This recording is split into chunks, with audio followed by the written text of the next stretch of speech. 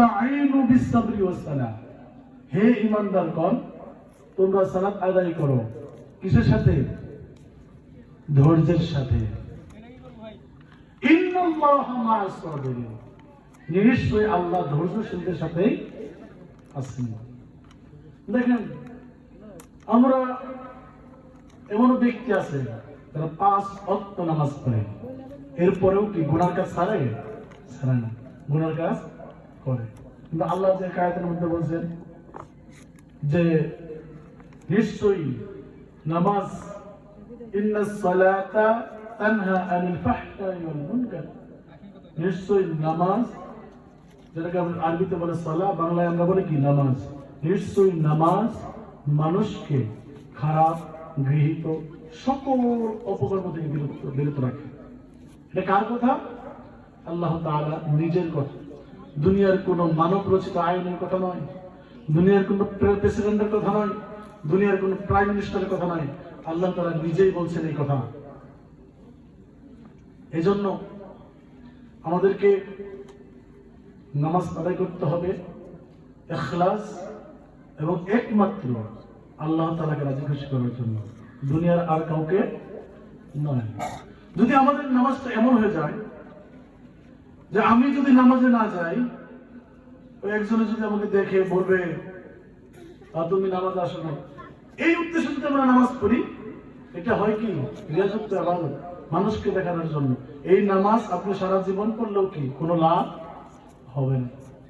এবং আমরা নামাজ পড়ি, কিন্তু বেশি থেকে বেশি সংখ্যক ব্যক্তির আমাদের নামাজের সমস্যা হচ্ছে কি সমস্যা?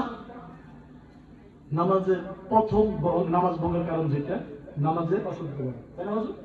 নামাজ অশুদ্ধ বলা সর্বপ্রথম তালাবুল ইলম ফরিদাতুন আলা কুল্লি মুসলিম, প্রত্যেক নরনারীর উপর ইলমের শিক্ষা করা কি ফরজ। আপনাকে আলেম হতে হবে তা না, আপনাকে হাফেজ হতে হবে তা নয়, আপনাকে মাওলানা হতে হবে, মুফতি মুহাদ্দিস হতে হবে তা নয়, কিন্তু আপনি সাধারণ মানুষ, যতটুকু আপনার জন্য দরকার ইবাদত করার জন্য ততটুকু আপনার উপর কি ফরজ। এবং এতটুকু চিন্তা করবেন আমি হতে পারি নাই, কিন্তু আপনি যতটুকু পারেন।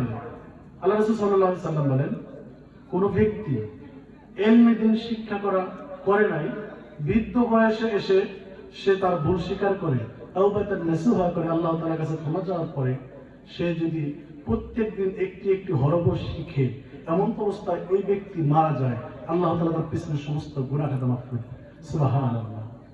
এবং তাকে তাওবাতুল ইলম এদের কাতারে আল্লাহ দাঁড় করে দেবেন। এজন্য ইলমে দ্বীন শিক্ষা করা বাবা অনেক গুরুত্বপূর্ণ একটা জিনিস, যেটাকে ছাড়া আপনি সামনের দিকে যেতেই পারবেন না, অসম্ভব। কোন ইবাদতই আপনার হবে না যদি না আপনার নামাজ শুদ্ধ হয়। আর নামাজ শুদ্ধ হওয়ার প্রধান কারণ হলো ইলমে দ্বীন শিক্ষা করা।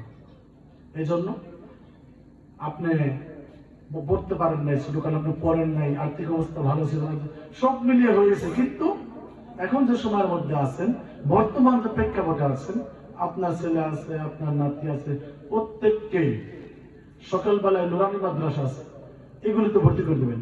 দেখেন, এই নুরানি মাদ্রাসাকে বন্ধ করে দেওয়ার জন্য বিভিন্ন চক্র, সকালবেলায় যেখানে আমাদের ছেলেমেয়েরা মত্তব, আমরা ছোটকালে মত্তব পড়তাম ছোটবেলায়, সেটা কিন্তু এখন মোটামুটি বিলুপ্ত হয়ে আসছে।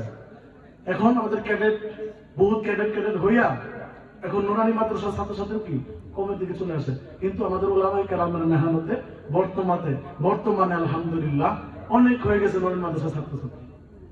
এজন্য প্রত্যেককে অনুরোধ করবো, আপনার ছোট বাচ্চাকে সর্বপ্রথম ছোট অবস্থায় আপনি স্কুল কলেজে পারেন, কোনো সমস্যা নাই, কিন্তু সর্বপ্রথম 3-4 বছর